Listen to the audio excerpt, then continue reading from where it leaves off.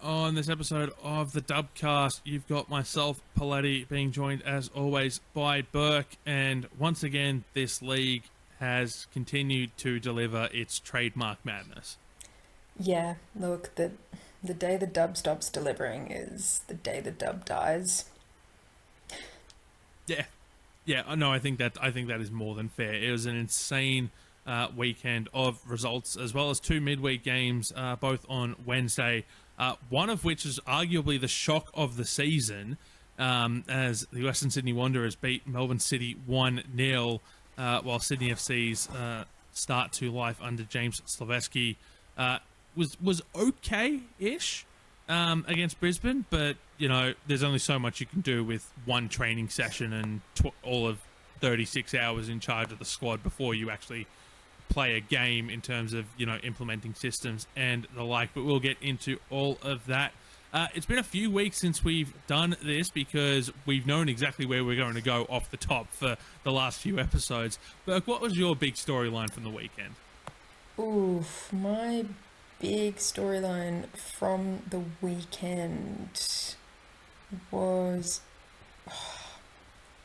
There's a couple of different ways you could go, but I might go with the distance derby just because it was a big celebration in New Zealand because it was Waitangi Day. Am I saying that correctly? Possibly not. Yeah. But yes, big celebration. So it was huge crowds and Wellington delivered. They did indeed on Waitangi Day. It was 1-0 in favour of the home side, defeating Perth Glory.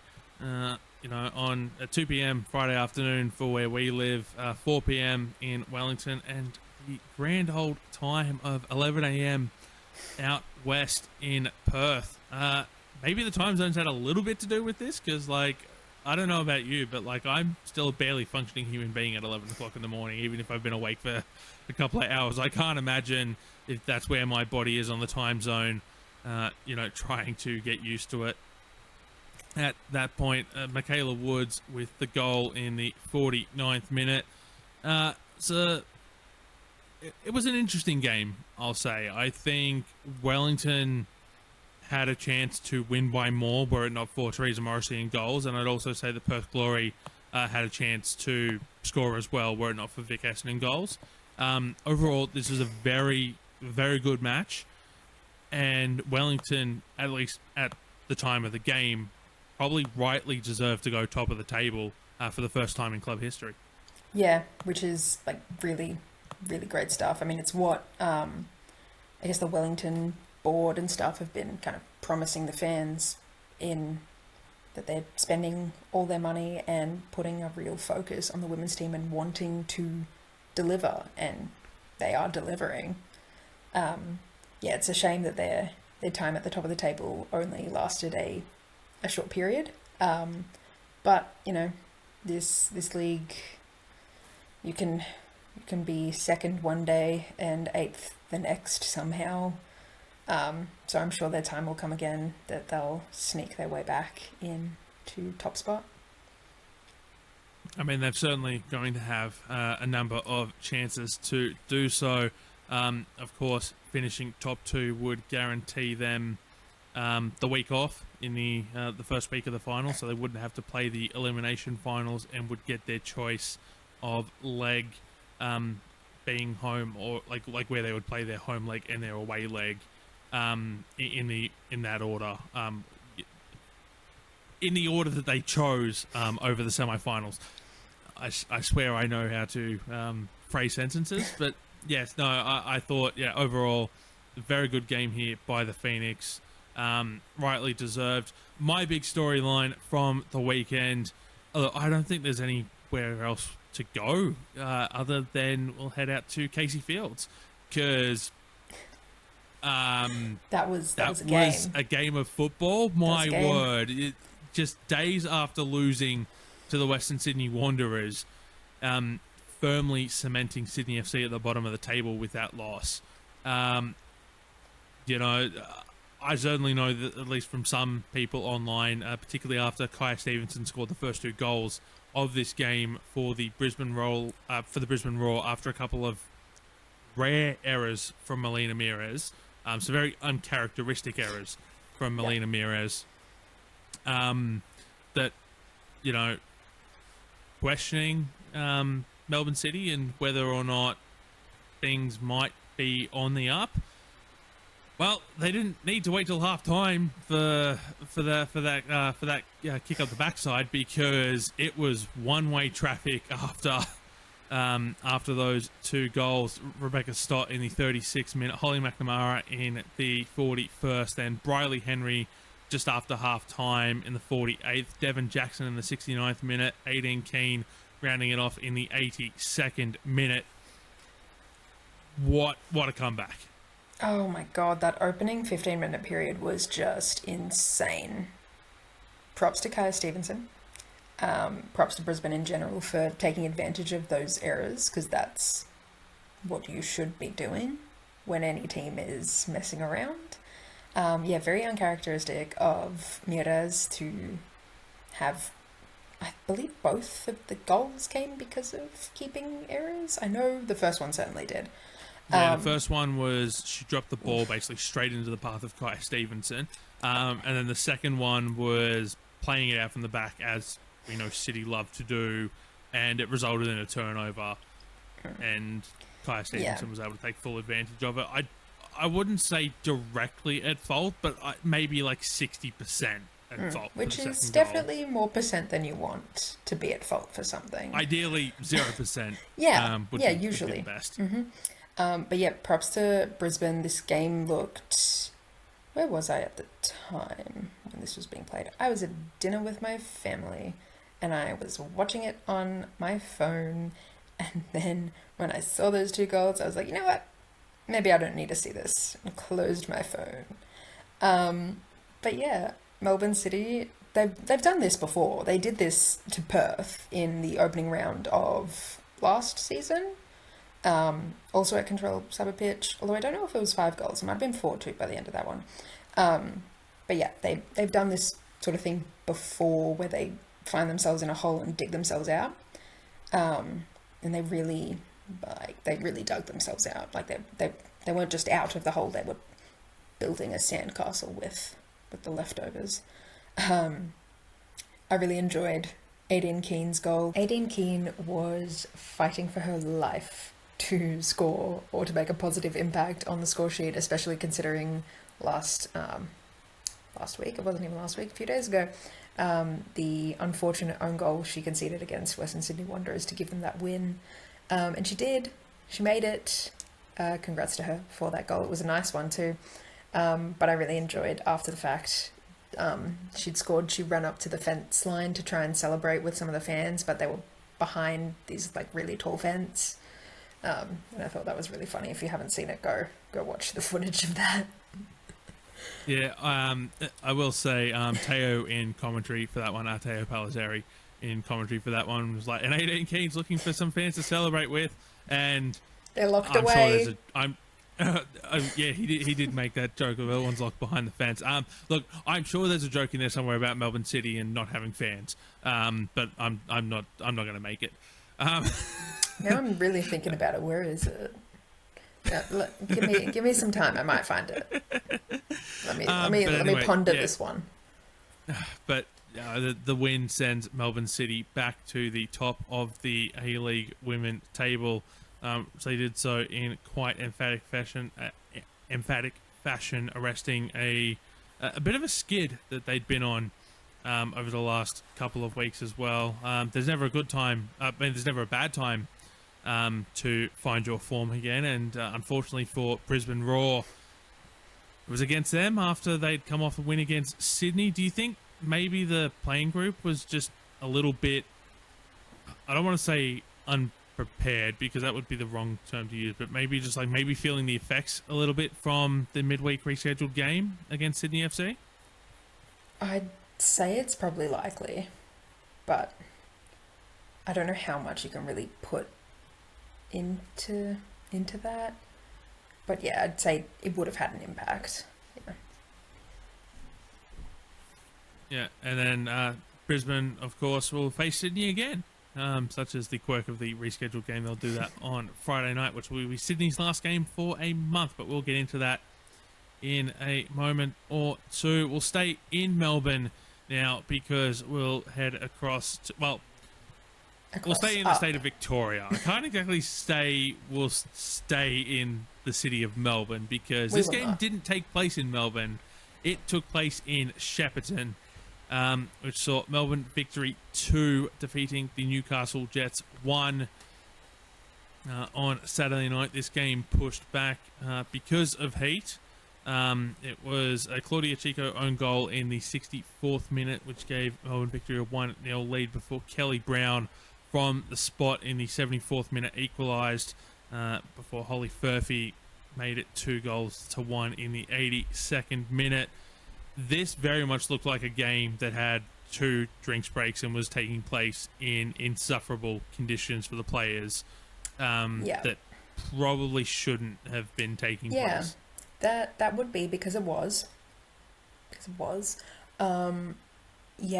This first half, the first half of this game, unbelievably boring. I'm so sorry.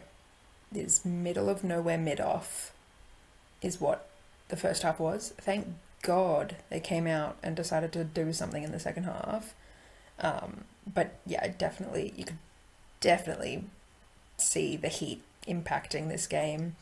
It also, I think, was a bit windy as well, up in Shepparton. But yeah, the second half, this one definitely kind of came to life. Both the goals that, victory, technically the Jets scored 2 goals here, but Victory's 2 goals were both very good. This might be one of the first games in a hot minute where the substitution choices were correct, at least to me. I think that's fair, because both Alana Yanchevsky, who was the mastermind behind the first goal, and Holly Furphy, who scored the really, really nice second goal, actually started this game on the bench. Both of them had been regularly starting for Victory. But yeah, they started on the bench, they came off, and they showed exactly what they're made of. So I don't know how that's gonna play out for them going forward, if this is gonna mean they're gonna be used as super subs, or if they're gonna have fought their way back into the starting lineup. I really don't know what's going on at Victory right now. I don't know if anyone really knows what's going on at Victory right now. Look, the only thing I know of what's going on at Melbourne Victory right now is, as long as my understanding of the competition regulations are correct, they have a fine to pay because they got 6 yellow cards in this game. And last I checked, 5 yellow cards resulted in a fine of some description.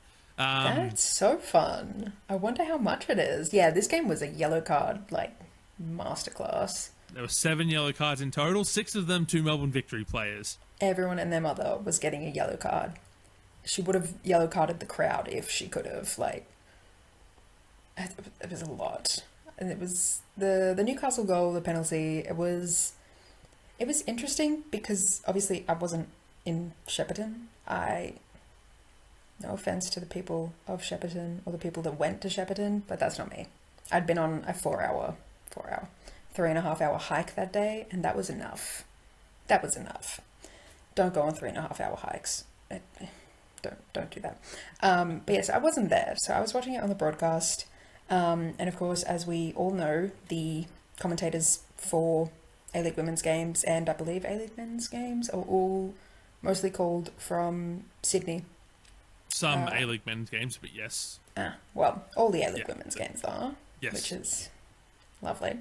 But yeah, you couldn't really tell because of the fact that there's, 1 camera, 2 cameras.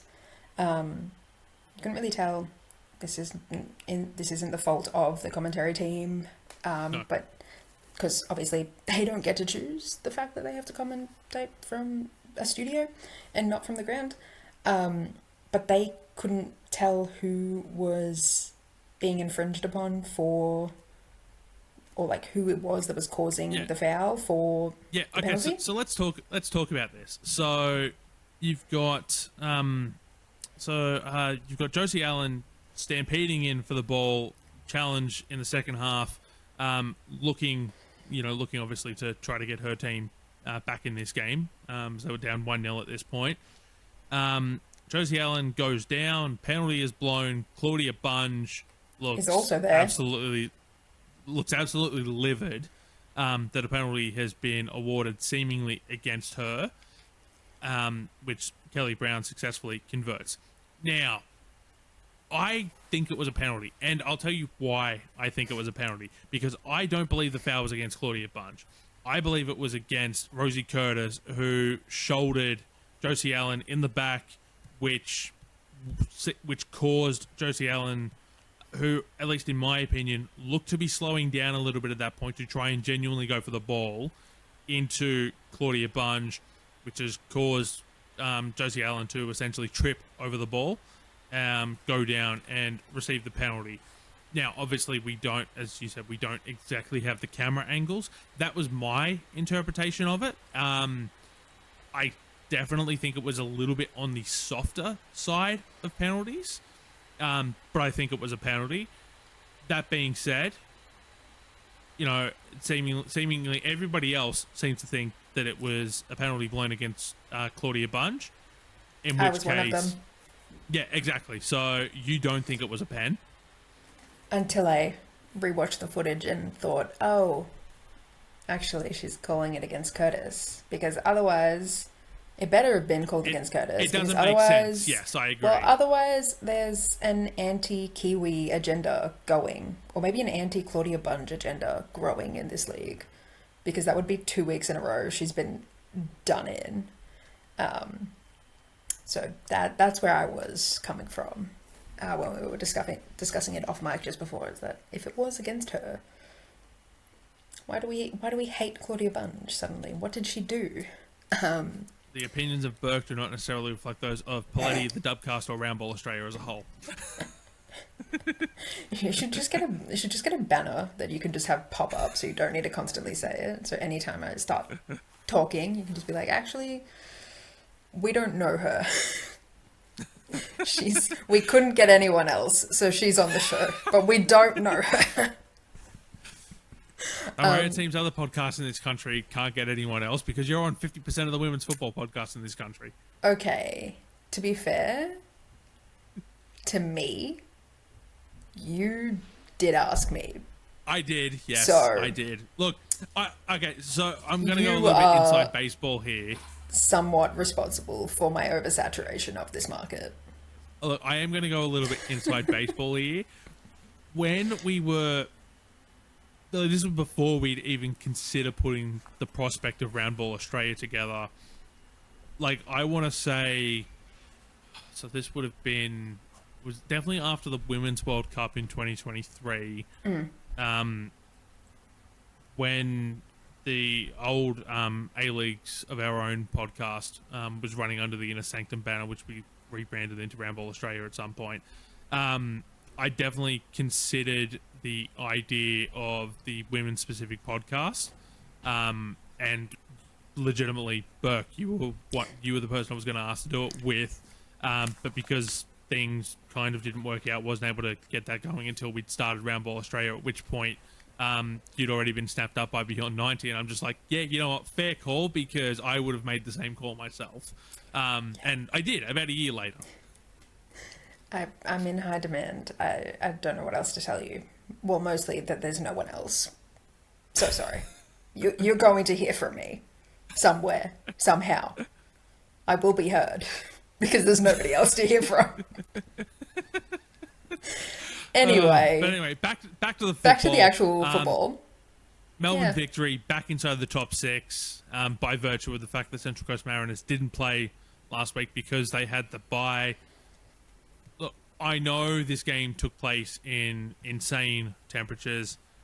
I'm not convinced Melbourne victory are back by any stretch of the imagination.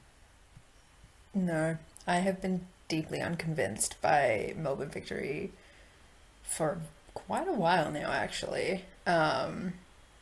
And it's really annoying because they should be good. But again, I say that about a lot of teams.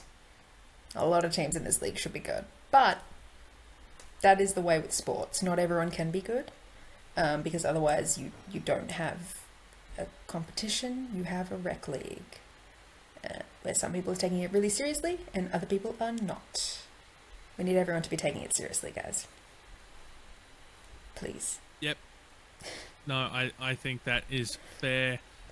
We'll move on now to the last two games, both taking place in Sydney. We'll start with the earlier of the two games, which was Sydney FC 1, beaten by Canberra United 2 on Sunday afternoon, which was Sydney FC's Pride game. They wore their Unity kit, which, I mean, it's a kit. I'm not the biggest fan of it.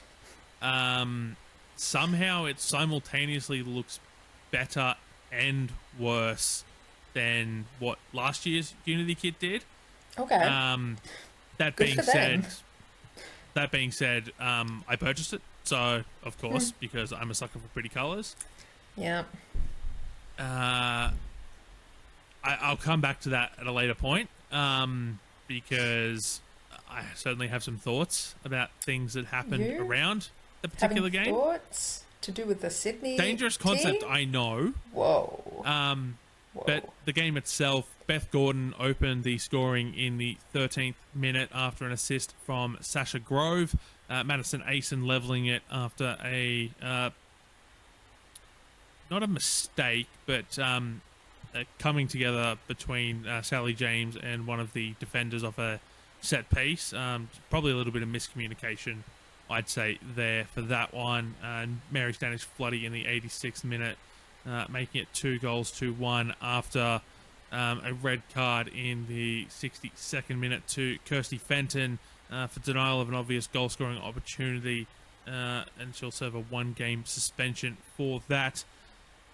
I want to start with the red card, because what was going on with Kirsty Fenton? Like, Kaylee Talon-Henniker was right there next to her. We know how much of a speedster Talon-Henniker is. She was probably going to successfully cut Michelle Heyman off. Yeah. Yeah, I think she was too. The minds of athletes, they continue to amaze me. I don't know why that was the choice that she made, but that was the choice that she made. It wasn't the right one, very clearly, and I guess we'll see if she ever does that again. Probably not. Well, we won't find out not for a while, until the 13th of March, when they will face the Newcastle Jets. Because Sydney FC, after they face the Brisbane Roar this week, will have their bye, and then the competition takes a break for the Women's Asian Cup. So all sides will have a few weeks off football. Sydney FC, the unlucky team to come off the bye the week prior. And I'm not sure who the unlucky team is who will have the bye after the resumption of play following the group stages of the Women's Asian Cup. So a couple of extended layoffs for two of the teams, around that tournament. Look, this game itself, Sydney FC looked a lot better, and you could certainly start to see signs of improvement in the side. From what I saw of this game, the sort of Sydney were floating between a 3-5-2 and a 5-3-2 at different points. So, a very different system that Slaveski is trying to put in. And obviously they'll have time to work on that over the next couple of weeks. But also probably too late. But I think we discussed that last week with the dismissal of Arte Juric. It came just a little bit too late. And then obviously the two losses this week, one to Brisbane Roar, one to Canberra United. Yeah, kind of. Basically, Sydney would have to win out and hope that results go their way if they wanted to play finals football this season. Yeah. But it can certainly put building blocks in place for next season and whichever coach it is that ultimately gets the job. Yeah, I mean, it's definitely one of those situations where it's like if you have to depend on the other teams, if you have to depend on another team's results, if you have to depend on multiple teams' results to get you into finals, you've already lost. Like it's over. Sorry. Yeah. Yeah. They did look better, but they obviously weren't good enough to take it from Canberra. I think Sasha Grove had an incredible game. A likely thing for her to do. It's one of those things where, or she is one of those players where you're so consistently impressed by her that you end up no longer impressed. But like the bar is just that high that she's got to continuously jump higher and higher. She's, no offense to Sasha Groves, this is not an insult. She's got little legs. She's not that tall. How much higher can we ask her to jump? Not that much. Not that much. But no, what the real point that I kind of wanted to make there is like we shouldn't become bored of greatness, if that makes sense. It's hard to do because, you know, you're like, oh, here she goes again, Little Miss Great at football. But it's incredible how good she is. I hope she gets a shout for... How old is she? I hope she gets a shout for the Matildas following the Asian Cup. I really do. I feel like so I was having young. Yeah, she's still out for the under-20s. Any of those. Though she can still play 23s. When they play, if they play. Yeah. She's early 20s. This was one of the first pieces that we wrote, or that I wrote for Round Ball Australia when we launched, was there was I think it was there was an announcement of some description related to the Asian Cup. And Sasha Grove was one of the players put up for media by Football Australia, and you know, she was sort of looking like she might be a smoky for the tournament at that point. Obviously, if she's picked now, I think everyone would be genuinely surprised. And it's not a knock on Sasha Grove. It's just she hasn't had a chance to showcase yet at the senior level. I'd absolutely want to see her come in, you know, post Asian Cup. That being said, if she is, you know, coming in and, you know, Joe Montemiro just wants to completely throw this random selection in our faces, I don't think a lot of us would say no. But anyway, the point I was trying to make was, you know, that, you know, she's very talented at football, very good, and like I've stood side by side with her. Anyone who stood side by side with me knows how tall I am. She's like is less than 2/3 of my size. Like, she is tiny. Tiny. 2 apples tall, as the kids are saying on the social medias. But yeah, she's just so impressive. Kids are saying what now? They're 2 apples tall. 2 apples tall. I barely just got over 6'7". Like, don't start me on that one. Don't start me on that one. That one, I don't like that one. Sure. But yes, she's tiny. I'm just constantly impressed with her every single week that I get to watch her play football, and I'm so glad that she was able to make the move back to Canberra after the Western United saga, because could you imagine a season without Sasha Grove? I don't want to, and thankfully I don't have to. Yay. Well, not this season anyway. Stop. Look, putting that into the universe.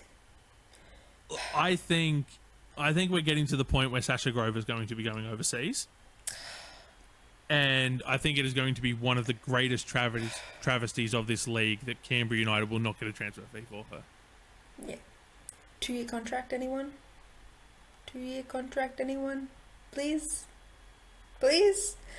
Yeah. Anyway, Canberra United, pretty good at football, but really didn't do themselves any favours with that penalty right at the end. I mean, it was a well-taken penalty. Heather Hinds is fantastic. Heather Hinds, she is Sydney's best signing.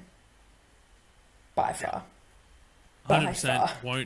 you won't hear any denial of that from me, and I think it's been plainly obvious this season. Just she's been so noticeable by her absence in the few games that she hasn't played.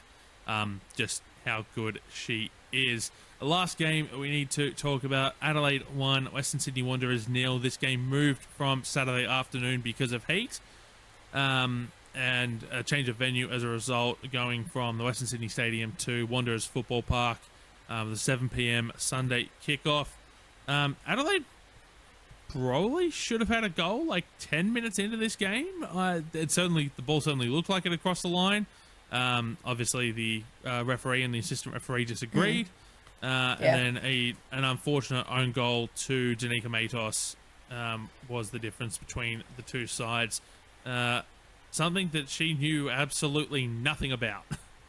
Yeah, I mean, there's not really too much, I feel, to say on this game other than the own goal giveth and the own goal taketh away, man. Yeah. Unfortunate, because Danica Matos has had a pretty excellent season for Western Sydney Wanderers, all things considered, given Western Sydney Wanderers' existence. But yeah, they probably should have had that goal right at the start. But again, this lovely league has two cameras, and they're both on the same side of the pitch. It's fine. I'm not mad. I'm not. This game. That's giving like I'm not angry. Please don't write that I'm angry vibes. Exactly.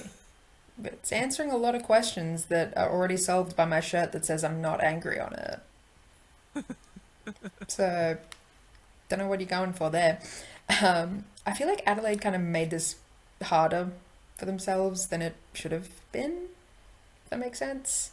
Like, I feel like they were probably the better team for most of this game, and they probably should have had a better result on the scoreboard to reflect that. But yeah, own goal giveth, own goal taketh away. But it is 3 points regardless, which puts Adelaide United into fourth place. So Melbourne City on top, Wellington Phoenix with a whopping plus 17 goal differential in second place, which is basically almost as good as another win at this point. Tied with Canberra United in third, only plus 6 goal differential. Adelaide United, 0 goal differential in outright fourth on 23 points. Brisbane Roar, 22 points. Melbourne Victory, 20 points. Round out your top 6 there. Central Coast Mariners just behind them on 19 points in 7th place. And then the gap slowly starting to build for Perth Glory, Newcastle, and the Wanderers just behind them.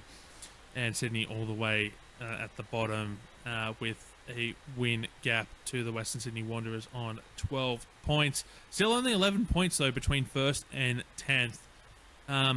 So, season's certainly not done for most of these teams, although you'd imagine probably Glory and Mariners, I'd say, are probably the two teams outside of the 6 I'd have the most confidence in being able to sneak their way in. Yeah, for sure.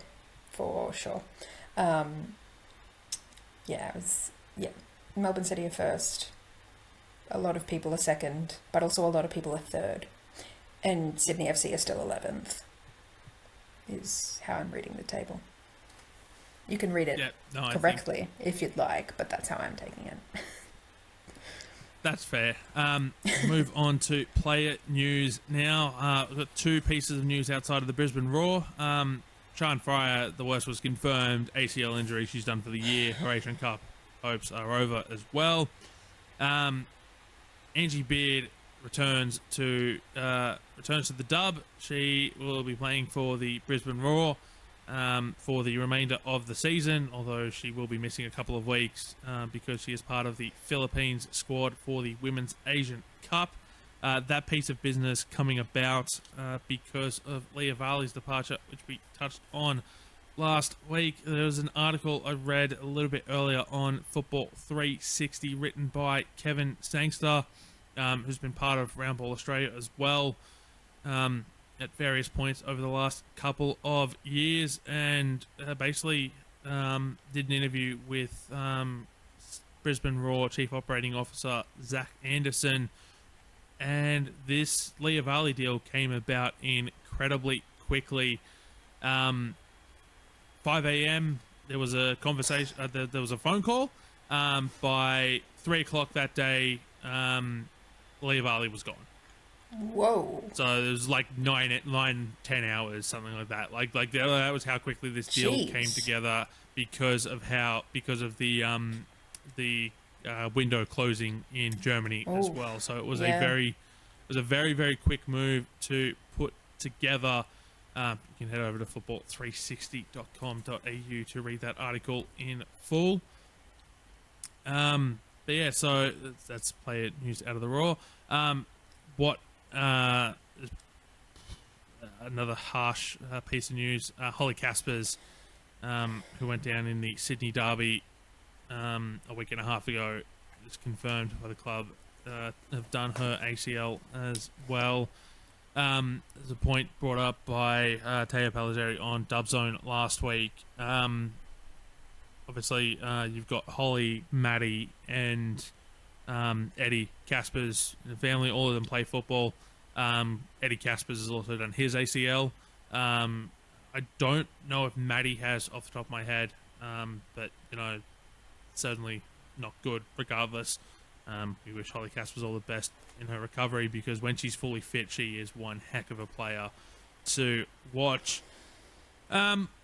The NPLs are slowly starting to come back around the country. Queensland have come back, and NPL Victoria kicks off this week, Burke. Yes, it's very exciting stuff. It's a longer season this time around for NPL Women's in Victoria. Of course, going to have the other competitions running as well, the Nike FC Cup too. But yeah, it'll be really good stuff. Obviously, last season Box Hill won the championship against Heidelberg. It was a 2-1 final, if I'm remembering correctly. But yeah, there's been a couple of additions of teams, because we've got the academy sort of clubs coming in through Melbourne Victory and Melbourne City. So those will be adding a lot and have really sort of shaken things up, because they've kind of done their due diligence and kind of poached a lot of players from a lot of really, really good clubs. Yeah, so if you are Victorian and listen to this, you should watch the NPL, because a lot of the time, the players from the NPL go and play in the A-Leagues. So if you want to see the A-Leagues players before they're A-Leagues players, this is before they end up Matildas. Gotta get to where it all starts out. Hit up the NPL. Yeah, absolutely. We cannot stress enough on this podcast how important we think it is to be able to go watch NPL games. Depending on the ground, quite often you can get in for free. Yep. To watch absolutely fantastic football. All senior level NPL women's games in Victoria are live streamed via the NPL Victoria YouTube channel. So plenty of opportunities to watch. Yeah. And your oversaturation of my voice may continue if you are so lucky to watch a live stream. Yeah.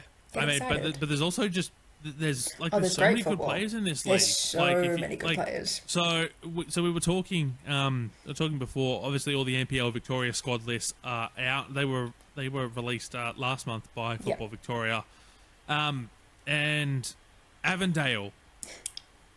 Early favourites? ? Definitely not least favourites at all.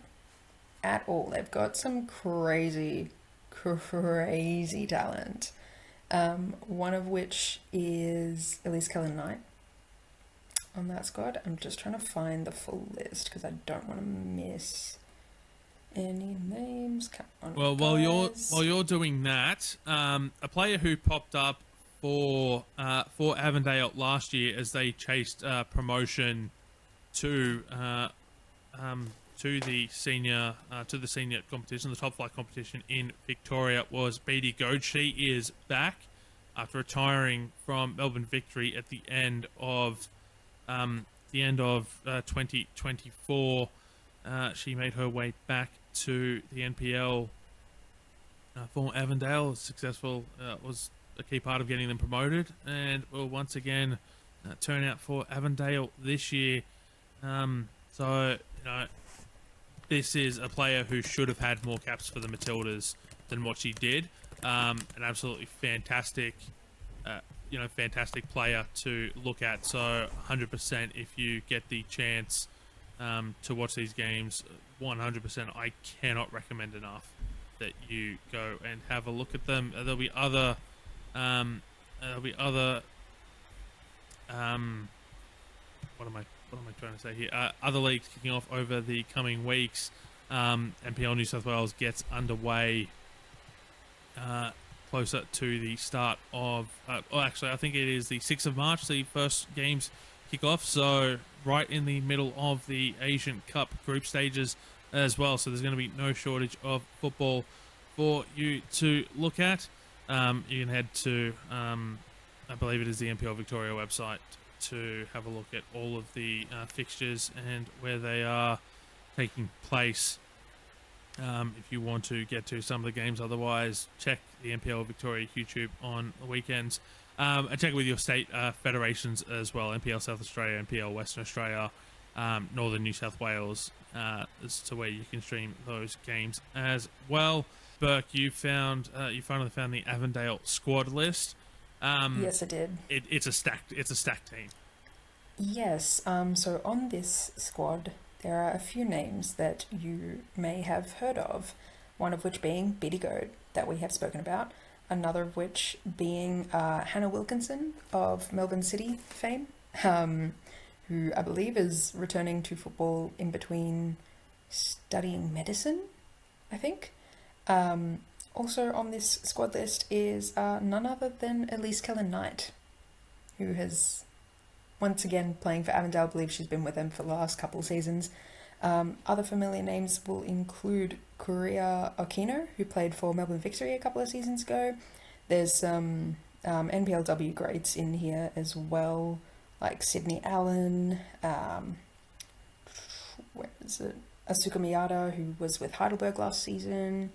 Daniela Galuccio, who was also with Heidelberg last season. Like I said, a lot of clubs have been having their pockets picked. But yeah, the good thing about the expansion teams is that it means more people are going to get the chance to play. The bad thing about the expansion teams is that a lot of your faves, if you have them, you should. But if you do have them, a lot of them are moving around, which, fair enough. But it is also sad to see your faves go. Yeah, no, it is. And then, of course, there's still plenty, or potentially plenty of A-League women players to come back as well during the off-season. Obviously pending how things like CBA negotiations go, as we've touched on whether that may or may not lead to full-time professionalism. So plenty of opportunities to work around that. Now, I teased this a little bit earlier, and I'm gonna talk about it now. Sydney FC's Pride game. Look, I'm happy these things are happening. I absolutely love them. I want to see more teams do them, but I want to see them done with effort, with enthusiasm, and not what seems to be the bare minimum, I think might be the way to put it. So look, it's all well and good. Okay, let me rephrase that.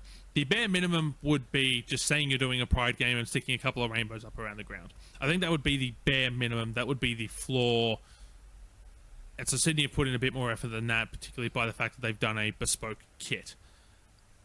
That being said, last season they had Pride numbers on the goalkeepers kit. They didn't have those this season.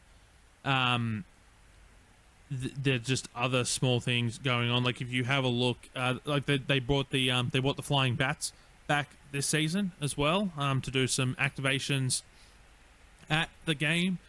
But yeah, which I think is good, and I absolutely love that for the flying bats, that they get to be part of it again.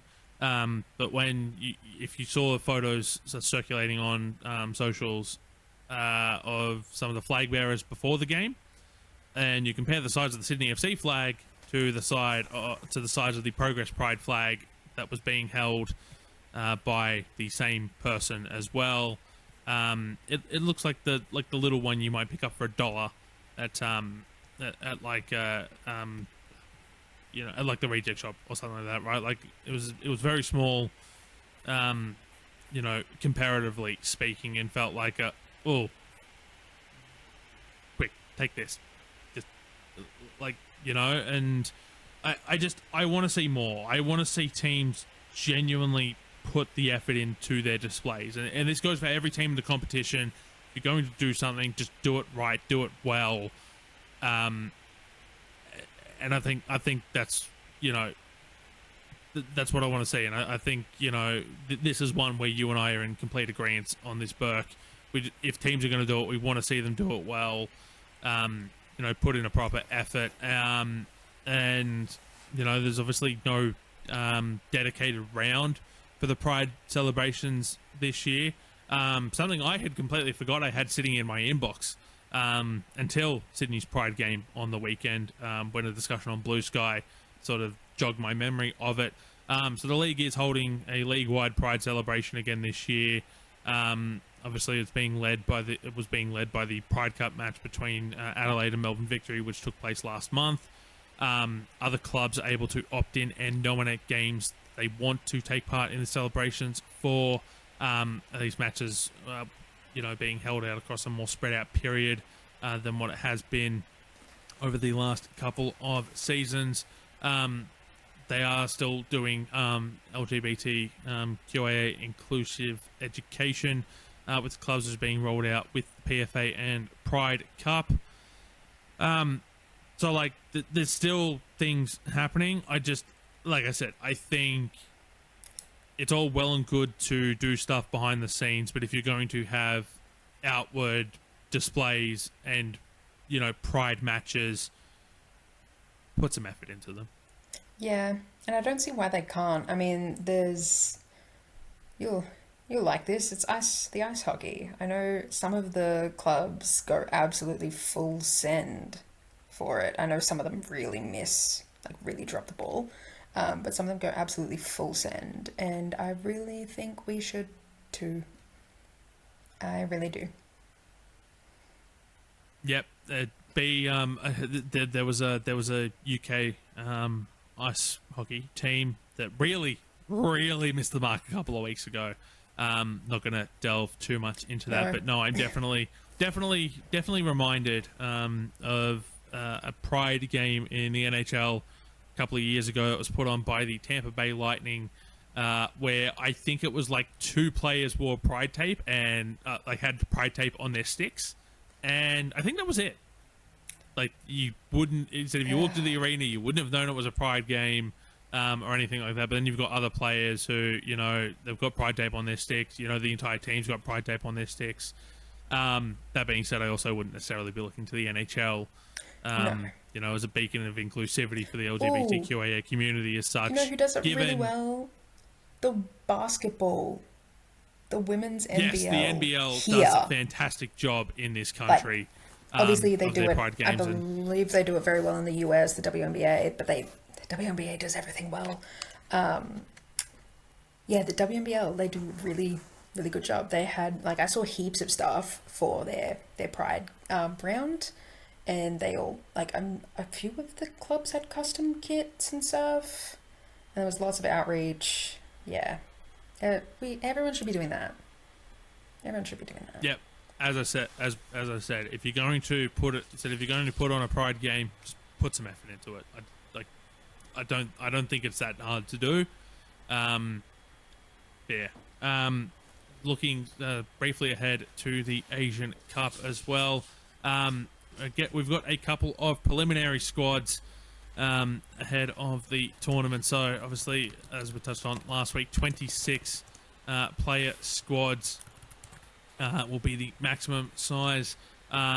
Minimum squad size will be 18 player squads, and they'll have to be submitted to the AFC 10 days prior to a team's first match of the tournament. The Philippines have announced their preliminary 32-player squad, which contains a whopping 6 goalkeepers. So you'd imagine 3 of those goalkeepers will not be making the squad, taking the outfielders, or just taking, meaning 3 outfielders will also be cut from the squad. Bangladesh has released its 29-player preliminary squad, and Vietnam has announced a 28 preliminary player squad as well. So all 3 groups have at least one team putting in a preliminary player squad to the AFC. We'll have a special episode of the Dubcast for you later this week as well, where I sat down with Matt Olson, and we gave our we had a lengthy discussion on our vibes-based power rankings ahead of the Asian Cup. It was a very enjoyable chat, so I'll bring that to you later this week. Obviously, like, share, subscribe, hit the little notification bell, and you'll get notified exactly when that drops. Later this week. But Burke, I think that is us done for another weekly wrap-up of the Dub. Yeah, and what a week it was. Yes, a week it was indeed. Number of games to come this week as well. So we've got the Western Sydney Wanderers and the Newcastle Jets at 4:50 p.m. on Friday afternoon, because the game is part of a double header. Brisbane Roar taking on Sydney FC at Spencer Park on Friday night. We go to the lone game then on Saturday out west. It'll be Perth Glory hosting Canberra United. Wellington Phoenix on Sunday hosting the Central Coast Mariners, and then the Melbourne Derby at the home of the Matildas on Sunday afternoon. Adelaide United with the bye. Look, I don't know about you, but I am excited to watch the Melbourne Derby, Burke. Yeah, I was going to say that's the standout fixture here. It'll be fun. It usually is. It'll be pretty spicy, I would imagine, as well. But yeah, both teams coming in off wins. Obviously, City have been in better form, but there's no real way to predict who could win. You can't really predict who's going to win in any game. Exactly, and that is what we love so much about this week. But as I said, we'll be back later this week to chat Asian Cup. There was also a report from FIFPro today around the Asian Cup as well. We didn't get a chance to look at it before we recorded, so it's not that we're ignoring it, but we're ignoring it. We'll tackle that a little bit. We'll tackle that a little bit more next week. But for Burke, my name is Poletti. Thank you so much for tuning in, and we'll talk to you next week.